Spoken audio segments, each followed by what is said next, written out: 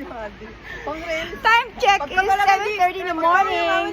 Shut up! Nagbibideo ako. 7:30 in the morning. Ang ganda ng morning. My God, so beautiful day today. Another day beautiful. So mag-ano kami. No, hindi ko yun na-post kasi maga ang mukha ko. So mag-breakfast kami sa Sunny Coffee Shop. Maganda daw dyan sa Sunny ko. Ano?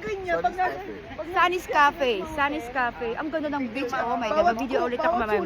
Di ba na may video ako? Tangina mo, ang ingay-ingay mo. So mag-breakfast kami doon. No, good girls and boys kami kagabi. I mean, good girls kami kagabi kasi we did not go out. Good girls, matanda na tayo, gago.